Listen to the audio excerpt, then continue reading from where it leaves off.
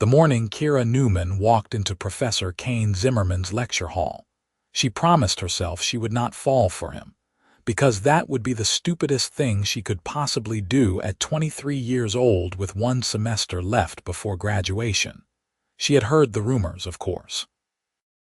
Everyone in the business school had heard about the visiting professor who had made a fortune in renewable energy before he turned 35, who now taught one advanced seminar per semester for reasons nobody quite understood, who was supposedly brilliant and demanding, and completely uninterested in the usual academic politics.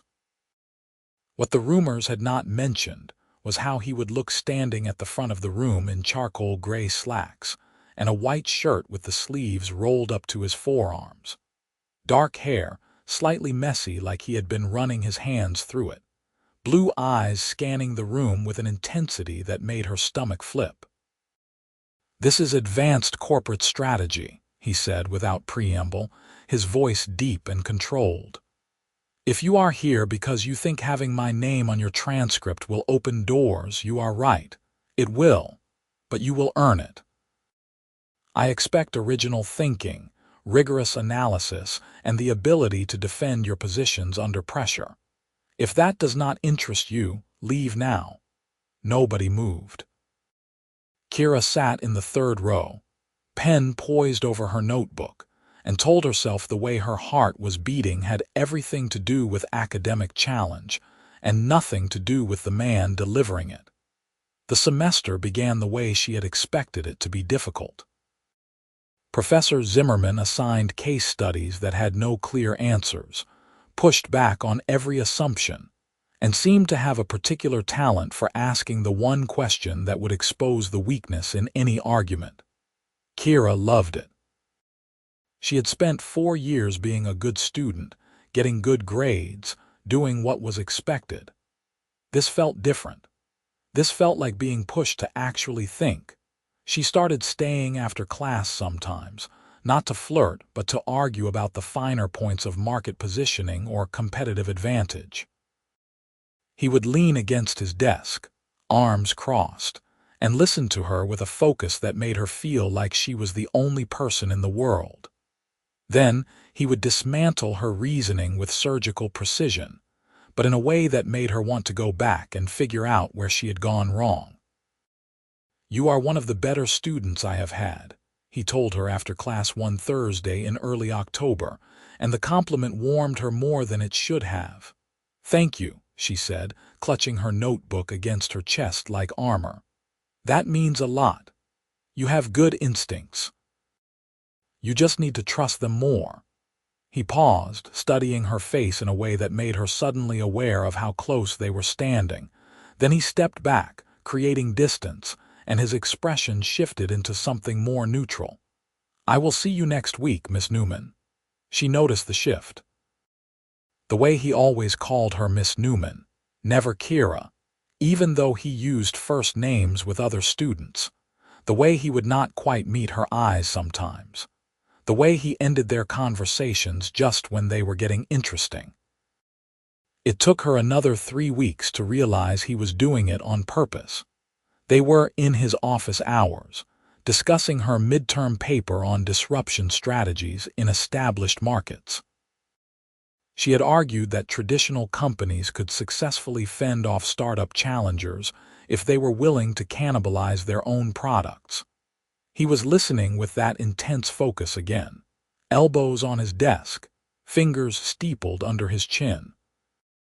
"The problem with your argument," he said slowly, "is that you are assuming rational actors.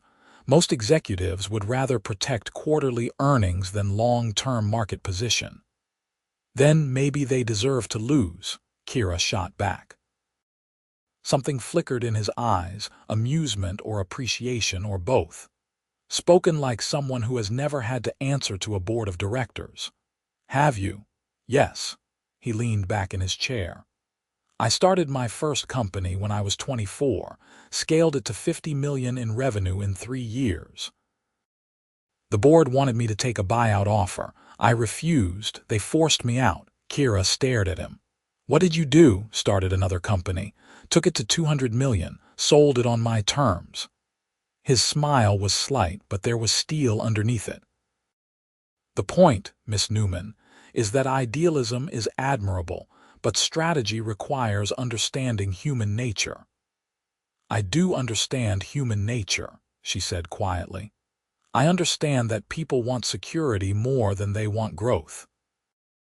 That they will choose the safe path, even when the safe path is slowly killing them. The air between them felt suddenly charged. He was looking at her like he was seeing something he had not expected to find, and she could not look away. "Kira," he said, her name rough in his throat, and then he stopped himself, stood up abruptly. "I think we are done for today." She gathered her things with shaking hands, confused and a little hurt. At the door, she turned back. "Did I say something wrong?" "No." His jaw was tight. "That is the problem."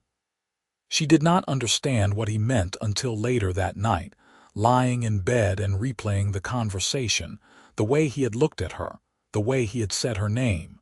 And then it hit her all at once, the realization that made her sit up straight in the darkness. He felt it too. Whatever this thing was between them, this pull that made her skin feel too tight and her thoughts scatter when he was near, he felt it too. And he was fighting it, because he was her professor and she was his student, and there were rules about these things for good reasons. The knowledge should have made things easier. Instead, it made everything harder. She became hyper-aware of him in class. The way his hands moved when he talked, the way he paced while he lectured, all contained energy. The way his voice softened slightly when he called on her, even though he was clearly trying not to let it.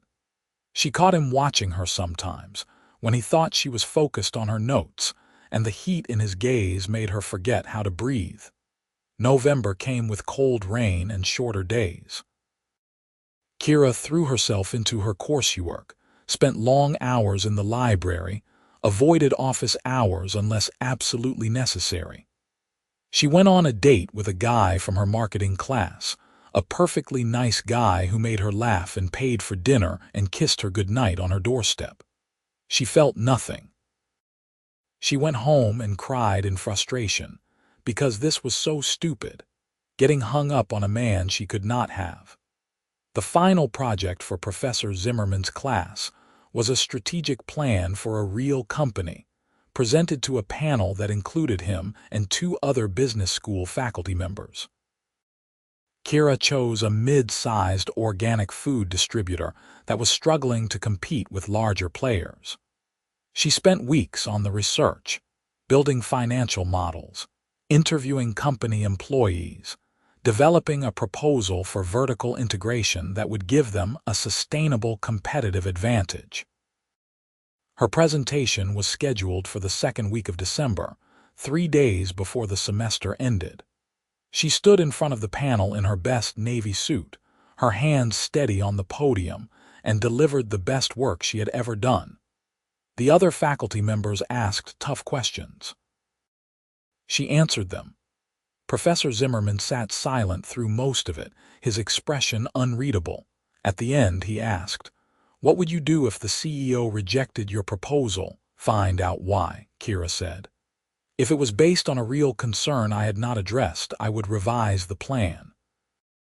If it was based on fear of change, I would find someone else to work for. Life is too short to waste it trying to save people who do not want to be saved." His mouth curved just slightly. "Thank you, Miss Newman. Excellent work." The panel dismissed her. She walked out into the hallway on legs that felt like water, adrenaline still pumping through her system. She had done it. One final exam left and she was done with this semester, done with this impossible situation. She was packing up her bag in the empty classroom when the door opened. Professor Zimmerman walked in, closed it behind him, and stood there looking at her with an expression she could not quite read.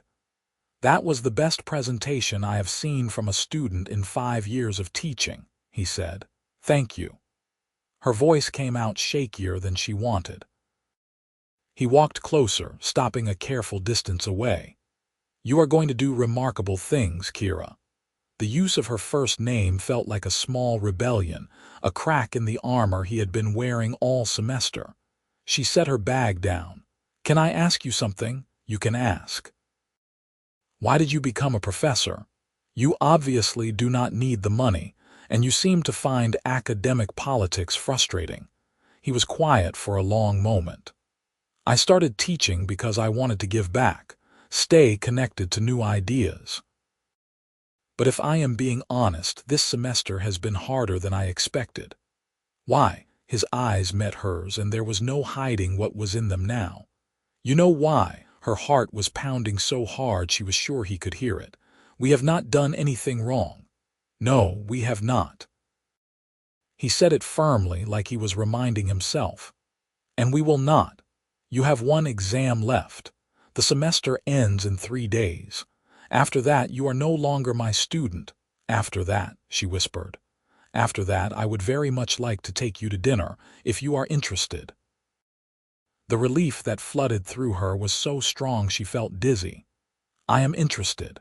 Good. He smiled, a real smile that transformed his whole face. 3 days, Kira. Can you wait 3 days? I have waited all semester, she said. 3 more days will not kill me. But those 3 days felt longer than the entire semester combined. She took her last exam in a blur, barely remembering the questions afterward. She cleaned her apartment, then cleaned it again. She changed outfits 4 times before her roommate told her she looked great and to please calm down. The semester officially ended on a Friday afternoon. She got the email from the registrar at 4 confirming all her grades were submitted, all her credits complete. At 6, her phone rang with a number she did not recognize. Kira Newman. She tried to sound professional. Hi. Kane's voice was warm, less formal than she had ever heard it. The semester is over. I know, I got the confirmation email. Are you free tomorrow night? Yes. Good, I will pick you up at 7, dress nice but comfortable. That is not much to go on, she said, smiling. Do you trust me? Yes, she said, and realized it was completely true. He picked her up in a Tesla, because of course he did.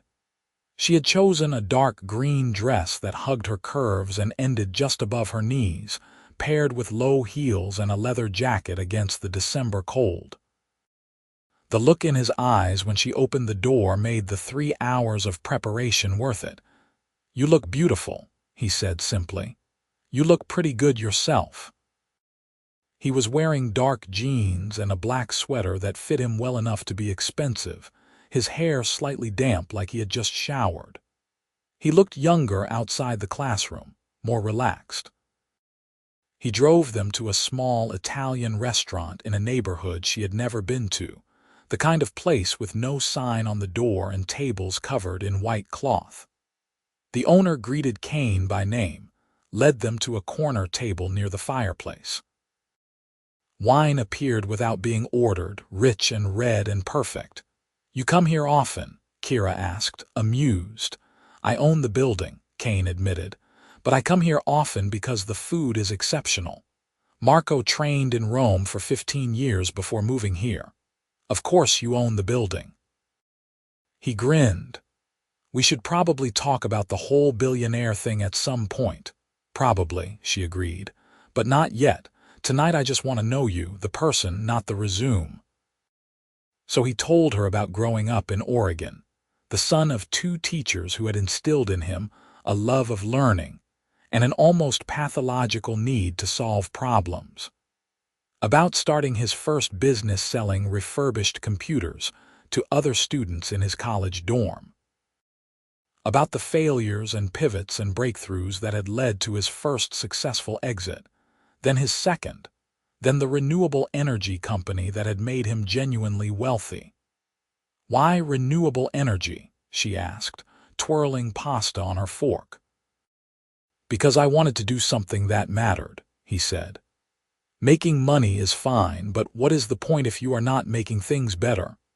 She told him about growing up in a small town in Michigan, being the first person in her family to go to college, the pressure and pride that came with that.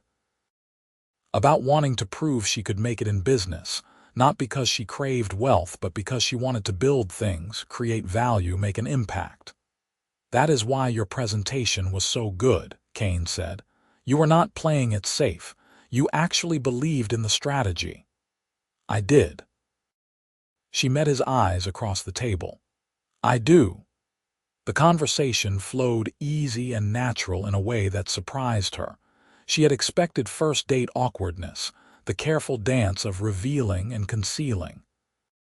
But this felt like continuing a conversation they had been having all semester, except now they could be honest about what was underneath it. After dinner, he drove them to the waterfront, parked overlooking the dark water and the lights of the city reflecting on its surface. They sat in the car talking for another hour, the heater running, the space between them charged with possibility. I should tell you, Kane said eventually, turning in his seat to face her. I have not done this in a long time. Done what? Dated? Felt like this. His voice was serious. I noticed you the first day of class. The way you sat forward in your seat, completely engaged. The way you were not afraid to disagree with me. I told myself it did not matter because you were my student and that was a line I would never cross. But it got harder every week. I felt it too, Kira admitted. I kept telling myself it was just an inappropriate crush, that once the semester ended it would fade. Has it faded? No. She reached across the console, laid her hand on his. His fingers closed around hers, warm and strong. Definitely not. He lifted her hand to his lips, kissed her knuckles in a gesture that was somehow both old-fashioned and devastating. I want to do this right, Kira, not rush it. Get to know you properly. Okay, she whispered, but I also really want to kiss you right now. Okay, she said again, and then his hand was cupping her face and he was leaning across the console and his lips were on hers. The kiss started gentle, almost tentative, like he was still giving her room to pull away. But she did not want to pull away. She wanted more. She angled her head, deepened the kiss, and felt his control slip. His hand slid into her hair, his other arm pulling her closer despite the awkward angle and the console between them. He kissed like he did everything else, with complete focus, like she was the only thing that mattered in the world.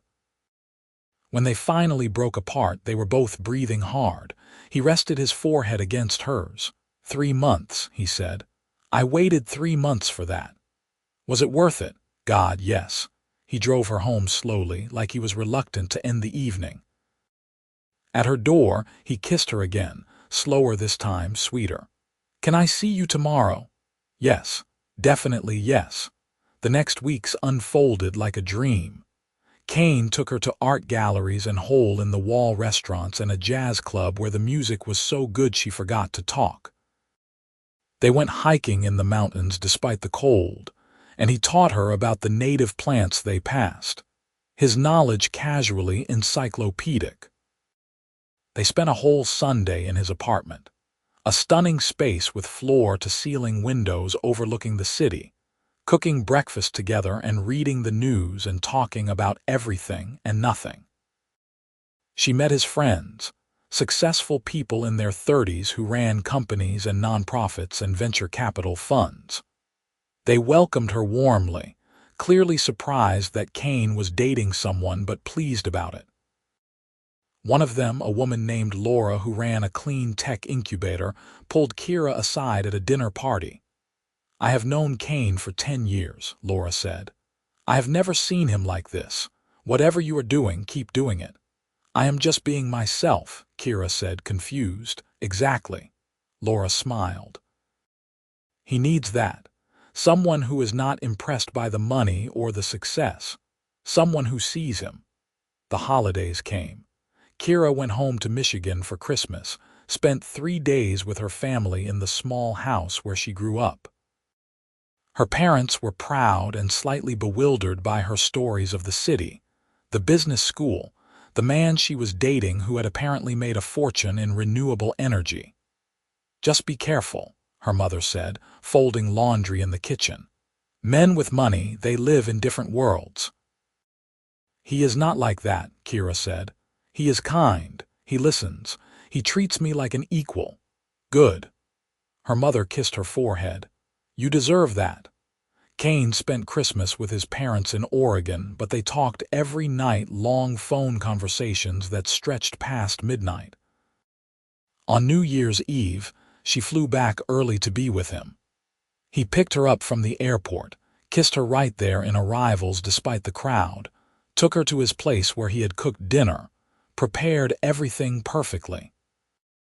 At midnight, they stood on his balcony watching fireworks over the city, his arms wrapped around her from behind, her back pressed against his chest. This year is going to be good, he murmured against her hair. I can feel it.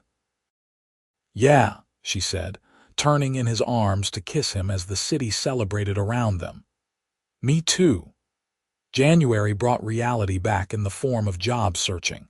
Kira had interviews lined up with consulting firms, tech companies, a few startups that were looking for business development people. Kane helped her prep, running practice cases, giving her insights into what interviewers were really looking for. You are going to get multiple offers, he said confidently. The question is what you actually want to do. I do not know yet, she admitted. They were in his home office, her sitting cross-legged on the couch, him at his desk reviewing her resume.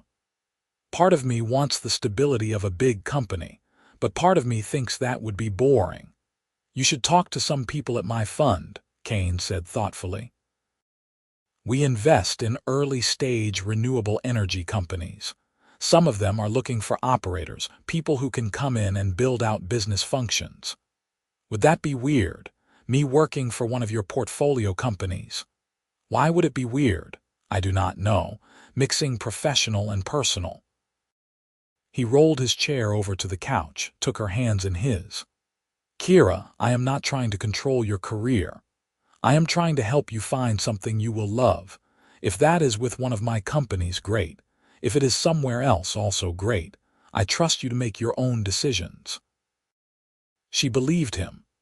That was the thing about Kane. He never tried to diminish her or make her smaller. If anything, he pushed her to aim higher, think bigger. She ended up with 4 job offers by mid-February. 2 from consulting firms with excellent training programs and brutal hours. 1 from a tech company that wanted her to do business operations for their sustainability division.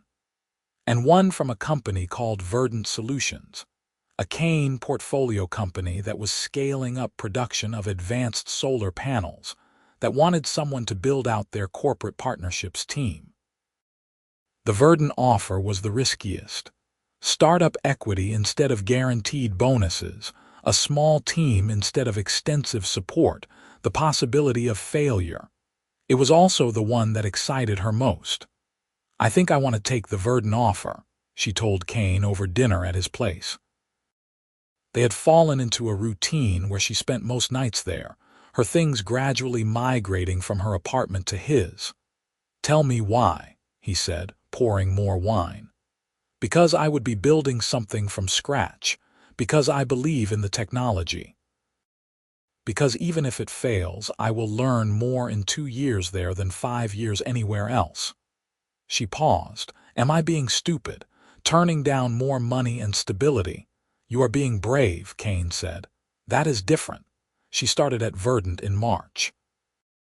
The offices were in a converted warehouse, all exposed brick and open floor plans. The team was small, 20 people total, most of them engineers and manufacturing specialists. Kira was the first dedicated business person they had hired, which meant she got to define her own role. It was intense and chaotic, and she loved it.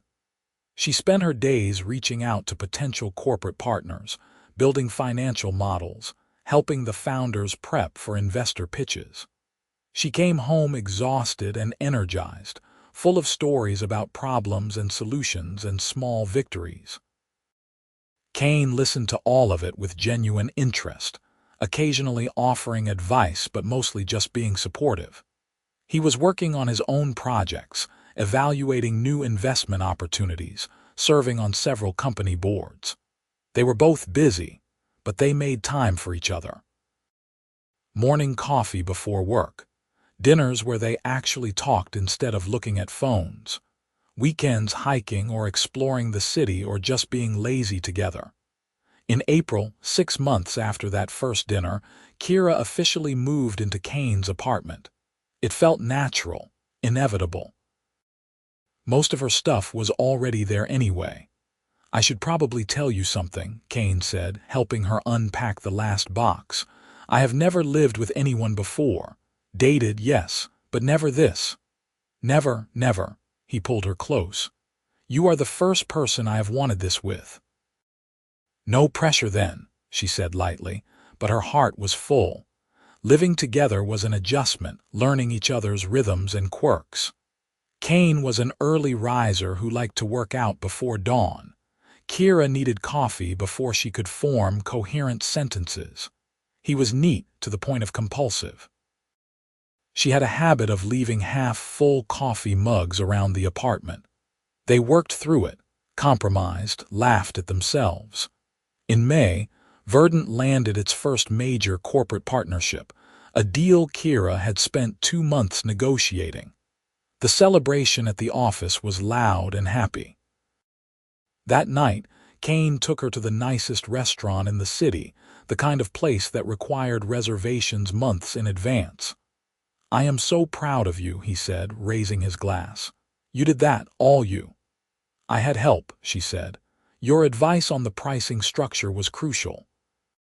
"My advice was input. You made the decisions. You closed the deal." He reached across the table, took her hand. "You are building something real, Kira. Do you see that?" She did see it. For the first time in her life, she felt like she was exactly where she was supposed to be, doing what she was meant to do, with the person she was meant to be with. Summer came with long days and warm nights.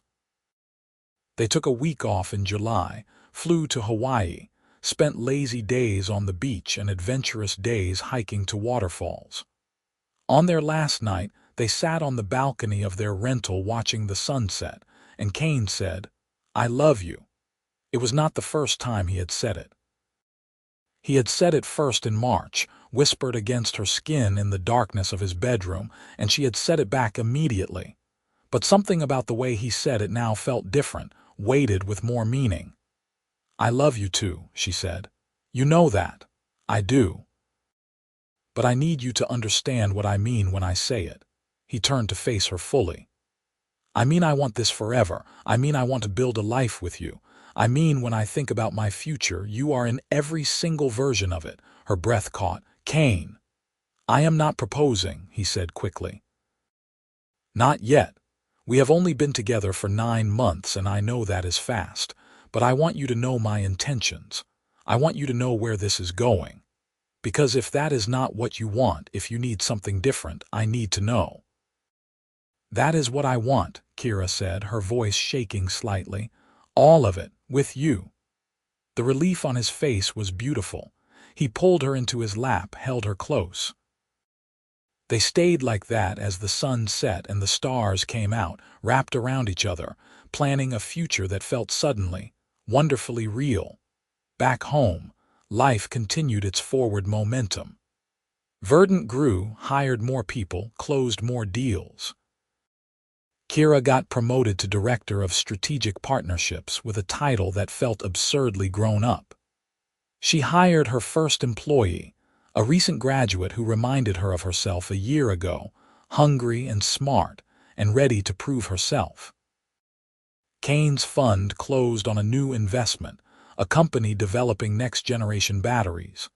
He invited Kira to sit in on the pitch meeting, wanted her perspective. Afterward, the founders asked if she would consider joining their advisory board. It was flattering and terrifying, and she said yes.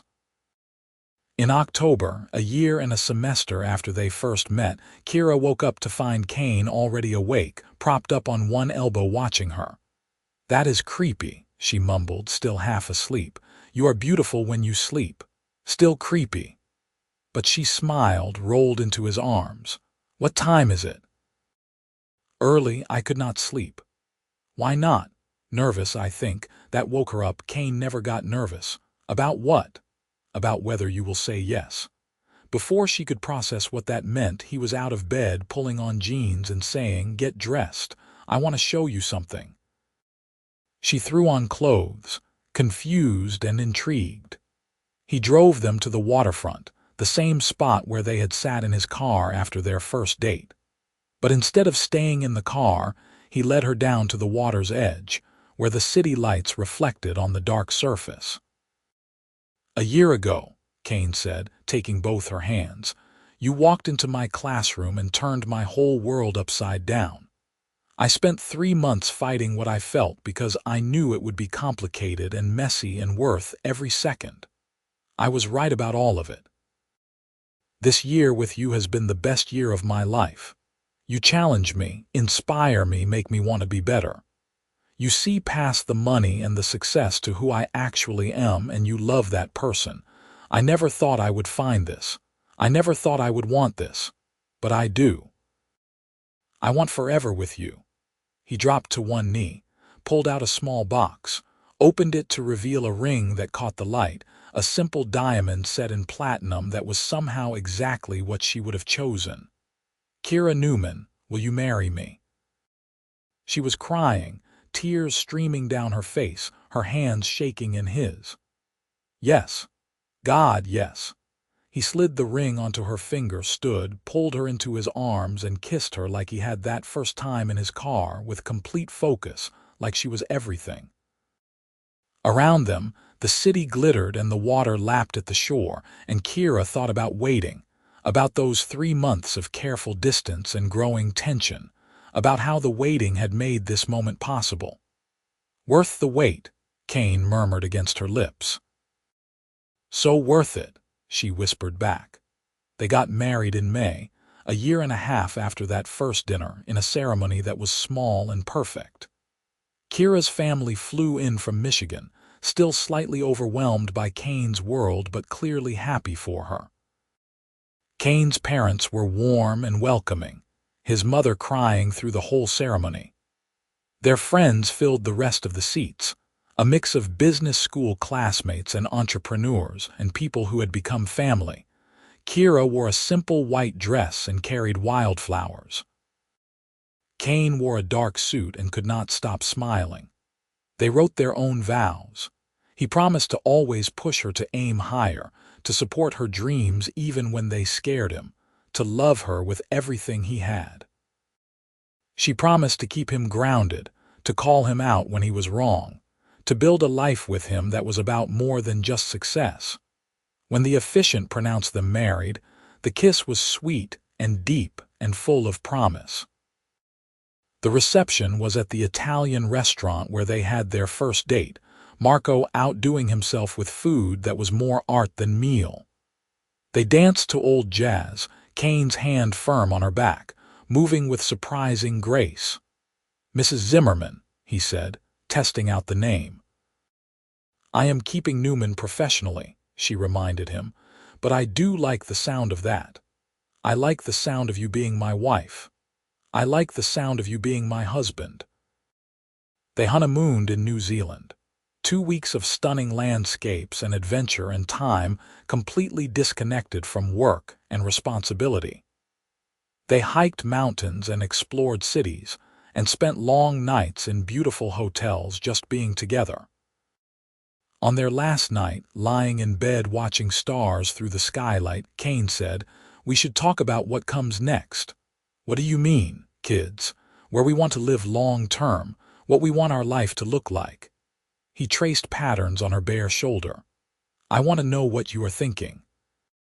"I am thinking I want kids eventually," Kira said slowly. "Not right away, but in the next few years. I am thinking I love the city but could see us having a place outside it too, somewhere with space. I am thinking I want to keep building Verdant, see how far we can take it." "I want all of that too," Kane said. "And I want to be an active father, not the kind who is always traveling or distracted by work. which means I need to start thinking about how to structure my time differently. They talked late into the night, planning and dreaming, building the framework of their future together. Back home, they settled into married life.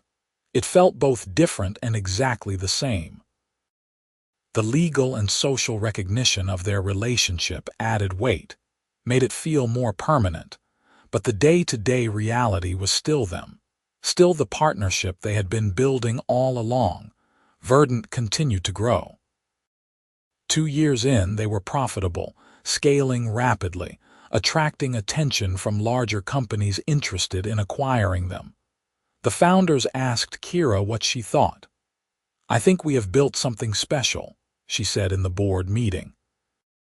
Kane was there as the investor representative, carefully not looking at her while she spoke. "But I also think we could have more impact as part of a larger organization.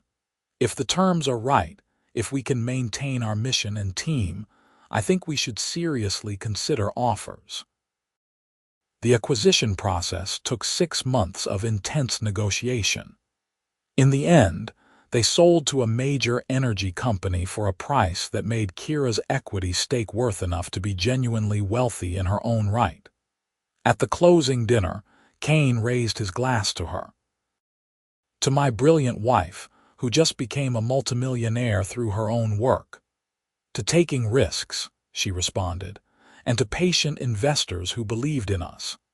After Verdant, Kira took a few months to decompress and figure out what came next. She did some consulting, joined a couple more advisory boards, and spent a lot of time thinking about impact. Eventually, she decided to start her own fund, focused on investing in sustainable consumer products companies led by women and underrepresented founders. Kane thought it was a perfect fit. "You understand operators because you were one. You understand the challenges of scaling, and you care about making things better. You are going to be great at this." She raised her first fund with surprising ease, leveraging the network she had built and the credibility from her Verdant success. Kane was one of her investors, but he was careful to let her run things her own way, offering advice only when asked. 3 years into their marriage, Kira brought up the kid conversation again. They were in the new house they had bought in the hills outside the city, a beautiful modern place with windows that framed mountain views. It had space for offices for both of them, a huge kitchen, and 4 bedrooms that were currently empty. "I think I am ready," she said. They were cooking dinner together, moving around each other with practiced ease. "For the kid thing, if you are," Kane set down the knife he was holding, turned to face her fully. "I am ready, I have been ready, I did not want to push." "You never push," she said, moving into his arms. "You wait. You are very good at waiting."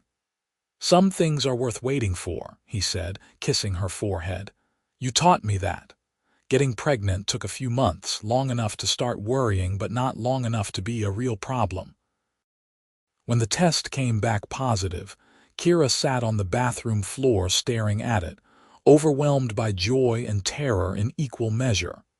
Kane found her there, knelt down beside her, and just held her while she cried happy tears. "We are having a baby," she said. "We are having a baby," he agreed, sounding awed. Pregnancy was hard in ways Kira had not anticipated.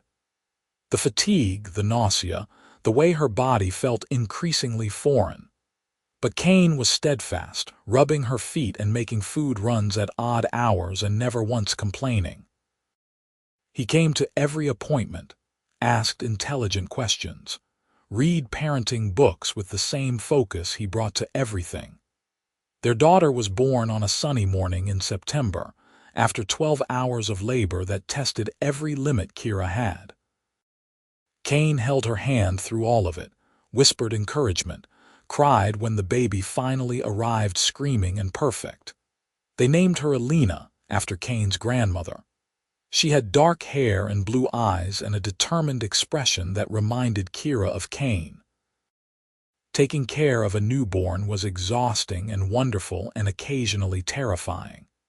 They took shifts, stumbled through the learning curve together, marveled at every tiny milestone. "She smiled at me," Kane said one morning, holding Alina against his chest, sounding like he had just witnessed a miracle. "That was probably gas," Kira said, "but she was smiling too. It was not gas. It was a smile. Our daughter smiled at me." Watching Kane with Alina did something to Kira's heart. He was patient and gentle and completely devoted, the kind of father she had hoped he would be. He restructured his work to be home more, turned down board positions that would require extensive travel, made their family the priority. When Alina was 6 months old, Kira went back to work part-time, testing out the balance. Her fund was doing well, the portfolio companies growing, returns looking strong. She had hired a small team, people who shared her vision and could handle things in her absence. It was not easy juggling work and motherhood, but it was manageable. "You are doing great," Kane told her one night. Alina was finally asleep, and they were collapsed on the couch together, exhausted but content. "I feel like I am failing at everything," Kira admitted. "Not working enough, not parenting enough." "You are succeeding at what matters," Kane said firmly. "You are present. You are trying. You are building a life that works for you, not trying to fit into someone else's definition of success. That is what you have always done best." She leaned into him, letting his certainty steady her. "How did I get so lucky?" "We both got lucky," he said. "That day you walked into my classroom, best thing that ever happened to me. You could not stand me that first day." "That is not true. I was terrified of you. There is a difference." She laughed, tilted her face up for a kiss. After all these years, kissing him still felt electric, still made her stomach flip. Alina grew from baby to toddler, a whirlwind of energy and curiosity. She had Kane's intensity and Kira's stubbornness, a combination that was both delightful and challenging. They had to child-proof everything, redirect her constant questions, figure out discipline strategies that worked. When Alina was 2, Kira got pregnant again, a surprise but a welcome one. Their son, Lucas, was born the following spring, an easier baby than Alina had been, more content to just observe the world. The house felt full and chaotic and exactly right. Kira's fund raised a second vehicle, then a third. She became known in the industry as a smart investor with strong values and good returns, proof that you could do well while doing good. She spoke at conferences, mentored younger investors, tried to make the path easier for those coming after her. Kane transitioned more of his time to philanthropic work, using his wealth to fund renewable energy research and educational initiatives. He stayed involved in a few companies, but mostly as an advisor rather than active operator. He coached Alina's soccer team, taught Lucas to ride a bike, was present in all the small moments that made up a life. On their 10th wedding anniversary, they went back to the waterfront, the spot where Kane had proposed. The city had changed around them, new buildings rising, but this place felt timeless. 10 years, Kira said, looking out at the water. "That went fast and slow," Kane said. "Some days felt endless, but the years flew by." "You ever regret waiting that semester?" she asked. "We could have had more time together if we had just said screw the rules." "No." He was absolute in his certainty. "Waiting gave us the foundation we needed. It let us do this right. I would not change anything." "Me either," she admitted. She thought about that girl walking into the lecture hall at 23, determined not to fall for her professor. She thought about all the moments that had led them here, the careful building of trust and love and partnership. It was worth it, all of it. "Some things are worth waiting for," Kane said, echoing what had become their private motto. He pulled her close, kissed her with the same intensity he had that first night in his car, and Kira thought about patience and timing, and how sometimes the best things in life were the ones you had to earn. Their kids grew. Alina turned into a force of nature, passionate about environmental causes and justice, already showing signs of the leader she would become. Lucas was quieter but no less determined, methodical in his approach to everything, already displaying the analytical mind that would serve him well. Kira and Kane grew too, into their roles as parents and partners, into the life they had built together. There were hard days, stressful times, moments when they fought or struggled. But they always came back to each other, always chose to work through it rather than walk away. On Alina's 16th birthday, she asked about how her parents met. They were all at dinner, celebrating, and she had that look she got when she was really curious about something. "You were Dad's student?" she asked, wrinkling her nose. "That is kind of weird." "It would have been weird if we had dated while I was his student," Kira said. "But we waited until the semester ended." "Why did you wait?" Lucas asked. He was 14 now, already almost as tall as his father. "Because some things are worth doing right," Kane said, meeting Kira's eyes across the table. "Your mom was worth waiting for." "That is actually kind of romantic," Alina admitted grudgingly. "For old people." They all laughed. Old people. Kira was only 40 now, Kane 47. It did not feel old from the inside, but to their teenagers they were ancient. That night, after the kids were in bed, Kira and Kane sat on their deck watching stars emerge in the darkening sky. 17 years since that first classroom meeting. 13 years of marriage. 2 kids, successful careers, a life that felt rich and meaningful. "Do you ever miss it?" Kira asked. "The early days, when everything was new and exciting." "No," Kane said. "This is better. This is knowing someone completely and choosing them anyway. This is building something that lasts." "You are getting philosophical in your old age," she teased. "Your daughter called us old people." "I am embracing it." She laughed, curled into his side. He wrapped an arm around her, and they sat like that as the night deepened around them, comfortable in their silence, secure in their love. Years continued to pass, marked by milestones and ordinary moments. Alina graduated high school, got into a top environmental science program, left for college with tears and excitement. Lucas followed 2 years later, choosing engineering. The house felt too quiet without them, but Kira and Kane adjusted, rediscovered each other as a couple without the constant demands of active parenting. They traveled more, spent a month one summer driving through Europe. They worked on projects together sometimes, combining their expertise. They made time for friends, for themselves, for the relationship that had always been the foundation of everything else. When Alina graduated college and announced she was joining a startup working on carbon capture technology, Kira felt a swell of pride so strong it almost hurt. When Lucas got his first job at an engineering firm focused on sustainable infrastructure, Kane called everyone they knew to brag. "We did something right," Kira said, watching their adult children at a family dinner, engaged and passionate and genuinely good humans. "We did a lot of things right," Kane corrected. "Starting with that first date. Starting with you waiting 3 months to ask me on that first date," she amended. "Best decision I ever made," he said, and pulled her in for a kiss that their adult children groaned at but secretly loved. On their 20th anniversary, their kids threw them a surprise party. Friends from every era of their lives filled their home. Former students from Kane's teaching days. Entrepreneurs from Kira's portfolio. The original Verdant team. Family who had supported them from the beginning. Speech. Someone called and Kane reluctantly stood, pulling Kira up with him. 20 years ago, he said, his arm around her waist, I married the woman who walked into my classroom and changed everything.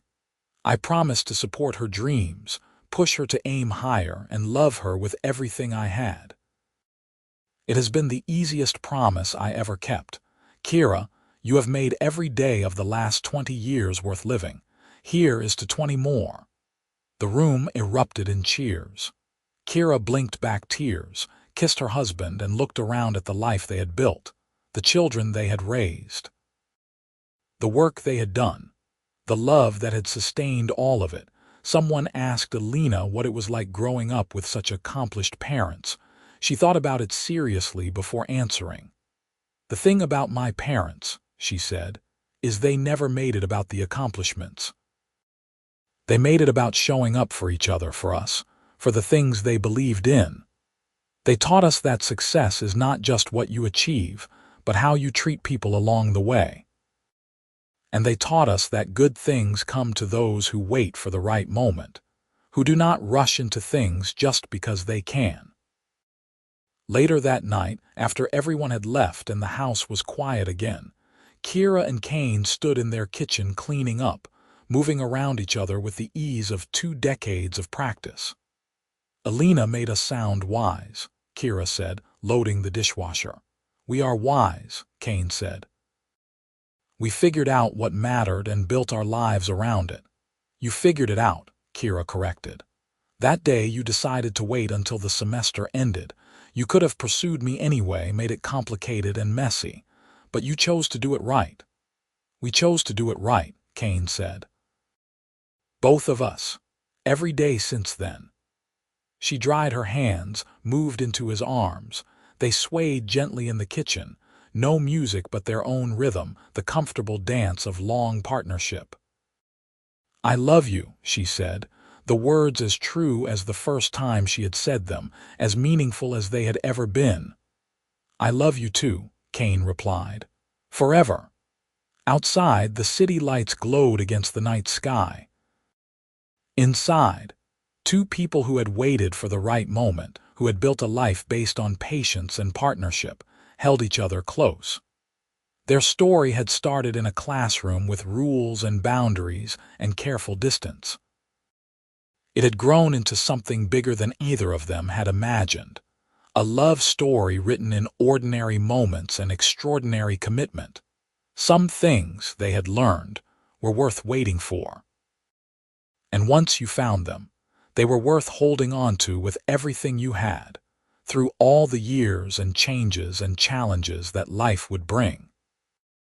They had found each other across the distance of a semester, across the boundaries of propriety, across every obstacle that might have kept them apart.